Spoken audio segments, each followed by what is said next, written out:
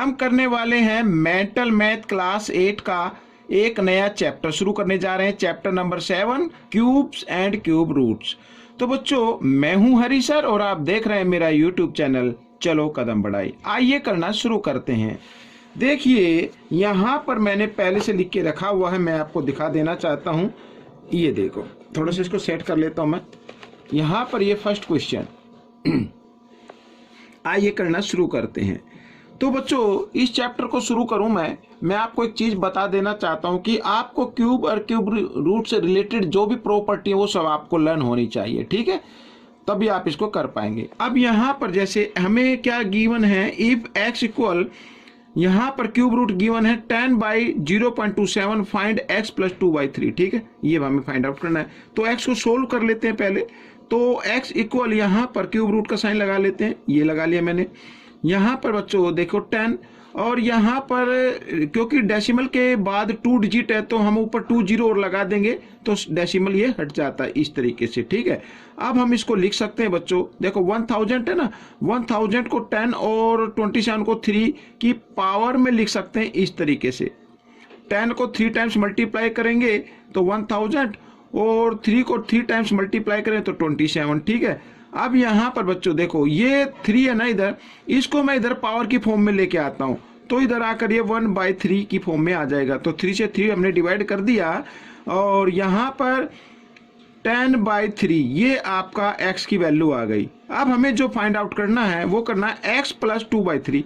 तो x की जगह आपको क्या लिखना है, 10/3 + 2/3, ठीक है। दोनों के डिनोमिनेटर इक्वल है, इनमें से एक डिनोमिनेटर लेना है और न्यूमेरेटर को ऐड कर देना है। यहाँ पर 10 + 2 12 लिख दो, या फिर 10 + 2 भी कर सकते हैं, एक बार आप इस तरीके से भी लिख सकते हैं, ठीक है। तो 12/3 इस तरीके से, 3 × 1 = 3, 3 × 4 = 12। तो ये 4 is the answer of this question. आइए क्वेश्चन नंबर नेक्स्ट कर लेते हैं। तो नेक्स्ट क्वेश्चन में देखो find the value find out करनी है बच्चों। अब यहाँ पर मैं आपको दिखाता हूँ, हमारे पास है 1024/54। तो आप इसको ना 2 से डिवाइड कर दें, ठीक है ना, डिवाइड हो रहे हैं। तो 2 5 × 10, 2 1 × 2, 2 2 × 4, और यहाँ पर 2 2 × 4, 2 7 × 14। तो अब आ गया ये क्यूब रूट 512/27, ठीक है। अब ये 512 और ये 27, ठीक है, इनका क्यूब रूट निकालना है। या तो आपको मालूम है तो आप सीधा लिख सकते हैं, क्योंकि देखो 10 तक तो कम से कम आपको लर्न होने चाहिए। तो ये जो 512 है ये 8 का है बच्चों, इसका 512 का क्यूब रूट क्या होता है, 8 होता है। तो 8 और 27 का होता है 3। तो आप इस तरीके से लिख सकते हैं डायरेक्ट, या फिर आप जैसे मैंने फर्स्ट क्वेश्चन किया था उस तरीके से भी आप सोल्व कर सकते हैं, ठीक है। क्वेश्चन नंबर 3 में देखो यहाँ पर क्या कहता है, यहाँ पर सिंप्लीफाई करना है। अब सिंप्लीफाई करना है तो सिंप्लीफाई करने के लिए पहले आपको इस मिक्स नंबर को फ्रैक्शन में चेंज करना पड़ेगा। तो 125 4 जा, ठीक है, इसको 4 से मल्टीप्लाई करते 500 आता है, 500 + 12, 512 आ गया और नीचे आ गया 125, ठीक है। अब जैसा कि हम पीछे क्वेश्चन में कर चुके हैं, 512 का क्यूब रूट, क्योंकि क्यूब रूट निकालना है, क्यूब रूट का साइन है, तो होता है 8 और 125 का क्यूब रूट होता है 5। तो दिस इज द आंसर।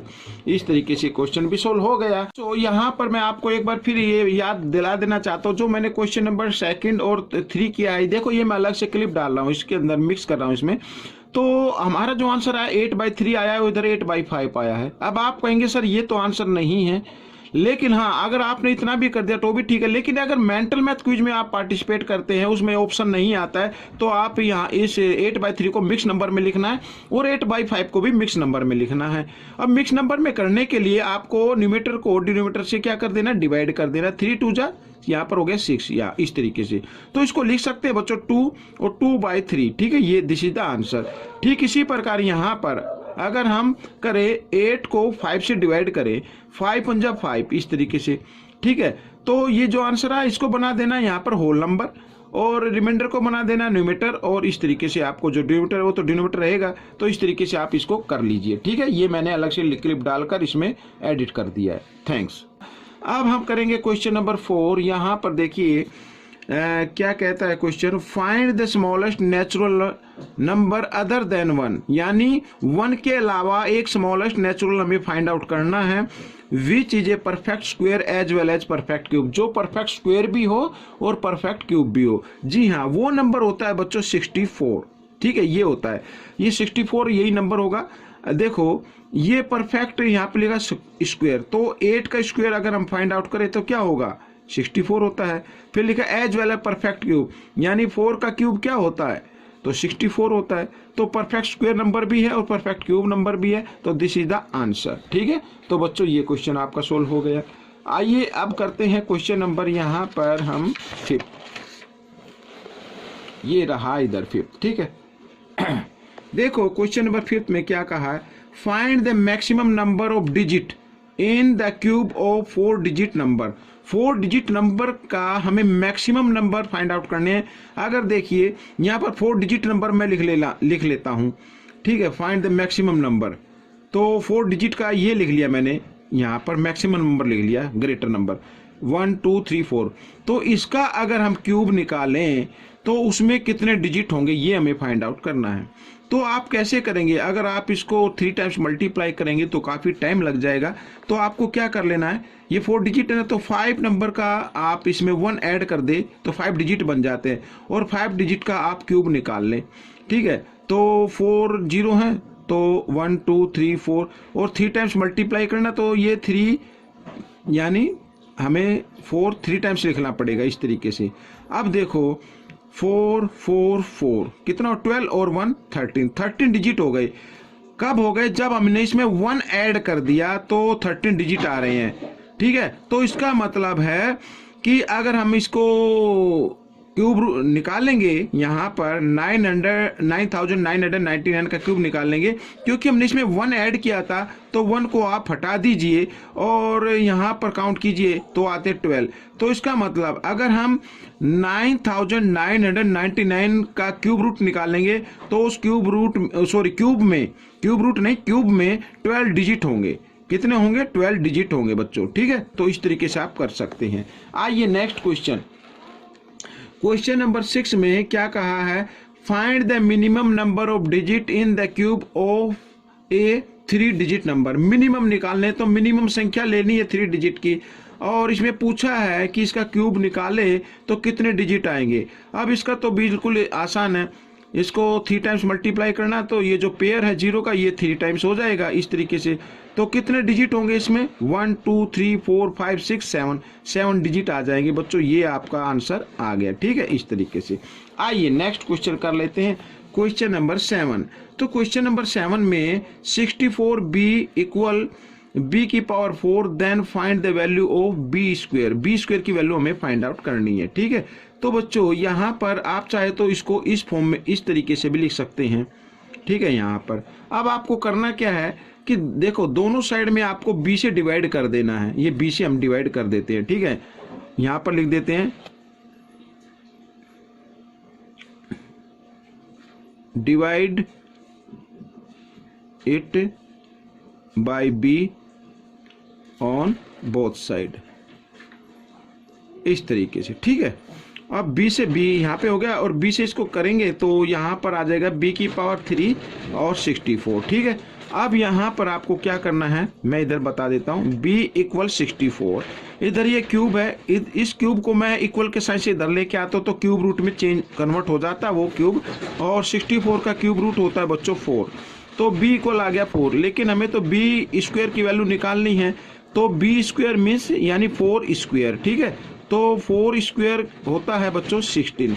तो दिस इज द आंसर, ये आंसर आ गया आपका। अब क्वेश्चन नंबर 8 कर लेते हैं बच्चों।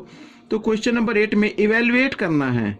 ठीक है ना, यहाँ पर 0.3 की पावर 3 और माइनस 0.2 की पावर 3, तो इवेल्युएट करना है। तो आइए करना शुरू करते हैं। तो देखो यहाँ पर a cube minus b cube को हम इसको फॉर्मूले में कन्वर्ट करेंगे तो होगा a माइनस b इस तरीके से। ठीक है, और a square plus b square और प्लस ab। ठीक है, यहाँ पर अब a क्यूब क्या है, यहाँ पर ये 0.3 की है, और यहाँ पर b क्यूब क्या है, ये 0.2 की पावर 3 है। तो लिखा a माइनस बी, तो a माइनस बी यानी 0.3 माइनस 0.2 इस तरीके से, ठीक है। आगे लिखा है a स्क्वायर, a क्या है यहाँ पर 0.3, तो ये होल स्क्वायर बना दिया, प्लस बी स्क्वायर, बी है 0.2 तो होल स्क्वायर, और प्लस ए बी है यहाँ पर, तो यानी 0.3 इंटू 0.2 इस तरीके से।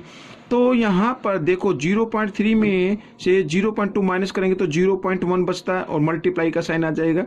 यहाँ पर 0.3 को 2 टाइम्स मल्टीप्लाई करेंगे तो 9 आएगा, लेकिन ये जो पॉइंट है ना 2 डिजिट के बाद हो जाएगा, अब तो 1 है ना, 2 डिजिट के बाद हो जाएगा इस तरीके से। तो यहाँ पर भी ये इस तरीके से आ जाएगा, और 3 2 जा 6, यहाँ पर भी 6 1 डिजिट और 1 2 डिजिट के बाद ये डेसिमल आ जाएगा इस तरीके से, ठीक है। अब आप क्या करें, इनको ऐड कर लें देखो 6 और 4 10 और 9 19 आ गया, ठीक है। ऐड कर रहे हैं तो 2 डिजिट के बाद डेसिमल है इस तरीके से। अब 19 1 जा क्या होता है 19 होता है, लेकिन यहाँ पर 2 डिजिट इसमें है और 1 डिजिट इसमें जिसमें डेसिमल लगा हुआ है, यानी 2 डिजिट के बाद और 1 डिजिट के बाद। तो हम 3 डिजिट के बाद लगाएंगे, लेकिन हमारे पास तो 2 डिजिट है, तो 3 डिजिट के लिए हम 0 ले लेंगे और यहाँ पर डेसिमल लगा देना। दिस इज द आंसर, ठीक है। इस तरीके से ये आंसर आपका निकल गया। अब हम करेंगे क्वेश्चन नंबर यहाँ पर बच्चों 9, आइए कर लेते हैं। तो क्वेश्चन नंबर 9 भी देखो इजी है, कोई ज़्यादा मुश्किल नहीं है। और यहाँ पर right the unit digit of, unit digit आपको फाइंड आउट करनी है, ठीक है। पहले इसको सोल्व करना है, फिर उसका यूनिट डिजिट हमें फाइंड आउट करना है। तो इसको मैं 1 टाइम्स और लिख लेता हूँ यहाँ पर, 216 इंटू 1728। अब आपको मालूम ही है, देखो यहाँ पर क्यूब रूट निकाल लेते हैं। 216 का क्यूब रूट क्या होता है 6 होता है, इंटू और 728 का क्यूब रूट क्या होगा 12 होगा। ये तो आपको मालूम होना चाहिए। आप चाहे तो इसको निकाल भी सकते हैं इस तरीके से, ठीक है। या फिर एक छोटा तरीका मेथड मैं आपको बताता हूँ, वो ये होता है, किसी भी नंबर का अगर कोई परफेक्ट क्यूब नंबर है और आपको नहीं पता है कि क्यूब रूट क्या होगा, तो आप क्या करें, पीछे के 3 डिजिट ले लें, ठीक है। यहाँ पर तो जो यूनिट प्लेस है ये देखो, ये 8 है, ये किस नंबर के क्यूब पर आता है, ये 2 के क्यूब पर आता है बच्चों। 2 का क्यूब 2 इंटू 2 इंटू 2, 2 2 जा 4 2 जा 8 इस तरीके से आएगा। तो हम इस तरीके से लिख सकते हैं।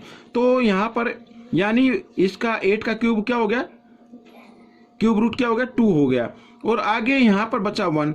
अब 1 परफेक्ट क्यूब नंबर है तो 1 यू कैन लिख दीजिए, तो 12 आ गया। तो 12 इस तरीके से 12 आ जाए। 12 6 जा 72 होता है बच्चों यहाँ पर। तो यहाँ पर यूनिट डिजिट क्या आएगा, अगर देखो यहाँ पर यूनिट डिजिट आ रहा है बच्चों, कितना आ रहा है 2 आ रहा है, ठीक है। तो यहाँ पर लिख देंगे यूनिट डिजिट 2, ठीक है, इस तरीके से। आइए क्वेश्चन नंबर 10 कर लेते हैं, इस पार्ट का लास्ट क्वेश्चन। तो इस पार्ट के लास्ट क्वेश्चन में देखो 216 की पावर x और यहाँ पर इक्वल 36 फाइंड द x हमें फाइंड आउट करना है। अब 216 ये हम कर चुके हैं कि ये 6 का क्यूब होता है, तो इसकी जगह 6 क्यूब लिख सकते हैं, और ये x जो है ये बाहर लिख लेते हैं इस तरीके से, और 36 को लिख लेते हैं 6 स्क्वायर, ठीक है, इस तरीके से। तो 3 को x से मल्टीप्लाई किया तो यहाँ पर आ गया बच्चों 3x, क्योंकि एक पावर इनसाइड होती है एक पावर आउटसाइड होती है, तो मल्टीप्लाई कर देते हैं। अब देखो बच्चों इस तरीके से, अब बेस इक्वल आ गए तो इसका मतलब इनकी पावर भी क्या होगी, इक्वल होगी। तो 3x इक्वल 2 और x की वैल्यू निकाल लेते हैं 2/3, ठीक है। This is the answer. तो बच्चों ये पार्ट आपका कंप्लीट हो गया है। आपको ये पार्ट कैसा लगा मुझे जरूर बताएं, इसमें से सीखकर दूसरे बच्चों को जरूर सिखाएं। मिलेंगे नेक्स्ट पार्ट में। Till then please keep practising and thanks for watching this video.